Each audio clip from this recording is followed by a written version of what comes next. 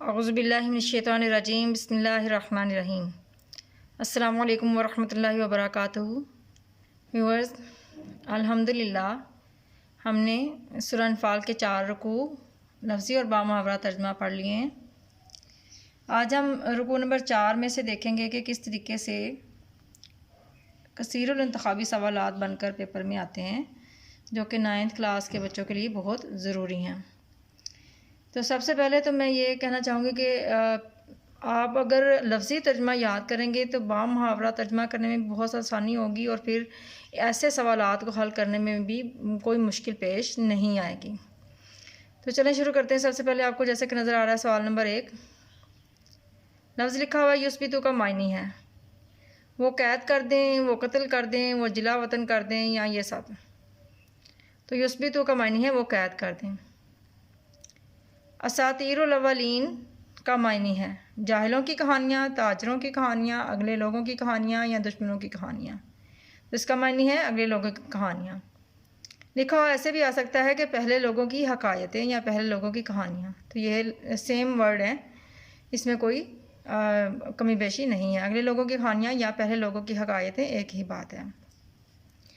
अगला सवाल आपको नज़र आ रहा है मुकान का मायने बताएं। सीटियाँ बजाना, तालियाँ बजाना, बातें करना, अफवाहें फैलाना। तो इसका मायने है सीटियाँ बजाना।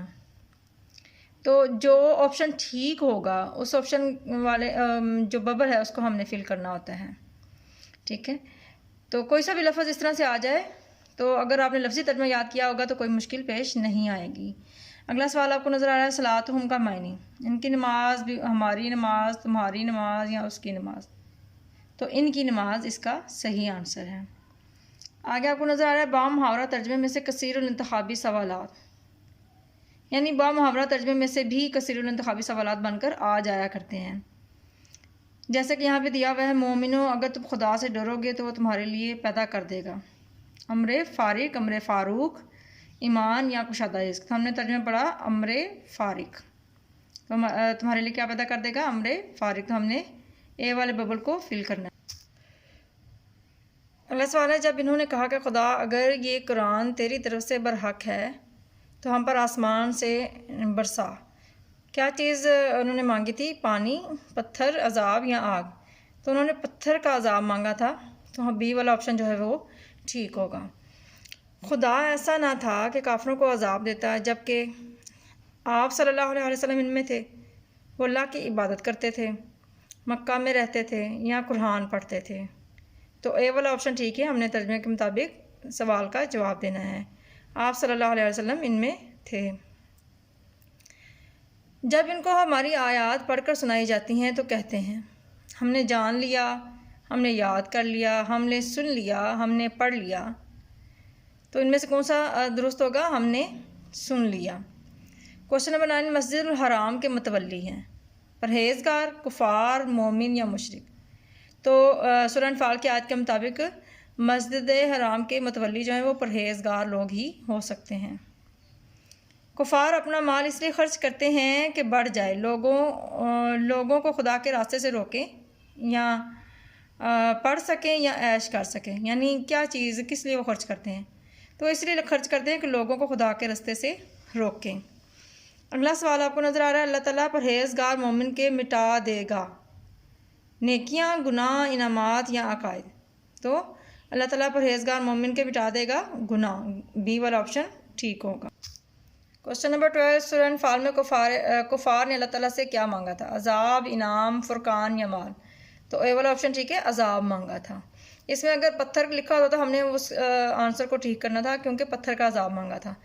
तो यहाँ पे पत्थर का लफ्ज़ कहीं पे भी नहीं लिखा हुआ, तो इट्स मीन अजाब मांगा था। अब आगे डिटेल अगर पूछी जाए तो फिर वो लदा से आएगा। तो ए वाला ऑप्शन इसका ठीक होगा। अगला सवाल है काफिर लोग हाँके जाएंगे जन्नत की तरफ, दोज़ख की तरफ, मैदान जंग की तरफ, ज़मीन मक्का की तरफ। तो ये दोज़ख की तरफ, बी वाला ऑप्शन। अगला सवाल है काफिर लोग दोज़ख की तरफ हाँके जाएंगे ताकि खुदा हक और बातिल में इम्तियाज़ करे, नापाक को पाक से अलग कर दे, गुनाहगारों को सज़ा दे या बातिल को बातिल कर दे। तो बी वाला ऑप्शन जो है वो तर्जुमे के मुताबिक है, नापाक को पाक से अलग कर दे। अगला सवाल है जी, खसारा पाने वाले लोग हैं बुज़दिल, नापाक, चोर या डाकू। तो जो आयत हमने पढ़ी सूरह अनफाल में, उसके मुताबिक अल्लाह ताला ने इस सूरत में नापाक लोगों को खसारा पाने वाले लोग कहा है। कुरान पाक की दीगर आयत को अगर हम देखेंगे तो उसमें डिफरेंट लोगों का जिक्र होगा, लेकिन यहाँ पर सिर्फ नापाक लोगों का जिक्र है कि नापाक लोगों के बारे में कहा गया कि वो खसारा पाने वाले लोग हैं। अल्लाह सवाल इज़ यम कुरुबी कल्लदीना कफरू में कुफार की किस तदबीर का जिक्र है। ऑप्शन है ए, आप सल्लल्लाहु अलैहि वसल्लम को कैद कर लें, बी, आप सल्लल्लाहु अलैहि वसल्लम को जिला वतन कर दें, सी, आप सल्लल्लाहु अलैहि वसल्लम को जान से मार डालें, डी, मंदरजा वाला तीनों। तो इस वाक़े में कुफार ने ये तीनों ही तदबीरें की थी, यानी वो सोच रहे थे कि या तो इनको कैद कर दें या जिला वतन कर दें या जान से मार डालें। ठीक है, तो इसलिए हम इसका डी वाला ऑप्शन जो है वो इसको फिल करेंगे, क्योंकि ये तीनों ही चीज़ें थी। तो तीनों चीज़ों के बारे में डी वाले ऑप्शन में बताया गया है। सवाल है आपका, काफरों की खाना काबा में नमाज फ़कत ये थी ढोल बजाना, रक़्स करना, दावतें करना, सीटियाँ और तालियाँ बजाना। तो खाना काबा में जो काफिर थे वो जो अपनी तरफ से वो इबादत करते थे, लेकिन वो इबादत नहीं थी, तो वो थी सीटियाँ और तालियाँ बजाना तर्जमे के मुताबिक। तो डी वाला ऑप्शन ठीक है। सूरह अनफाल में तकवे के इनामात बयान हुए हैं। जिस सूरह अनफाल में तकवे के कितने इनामात बयान हुए हैं, 2, 3, 4 या 6। तो 2 इनाम जो हैं वो तकवे के सूरह अनफाल में बयान हुए हैं। एक तो ये कि अल्लाह ताला अम्र फ़ारक पैदा कर देगा, यानी दूसरों से तुम्हें मुमताज़ कर देगा। दूसरा ये कि तुम्हारे गुनाह बख्श देगा। तो 2 जो ए वाला ऑप्शन है ये ठीक होगा। तकवा मुतालबा करता है खौफ खुदा का, अकल का, हसूल मयार का या हसूल दौलत का।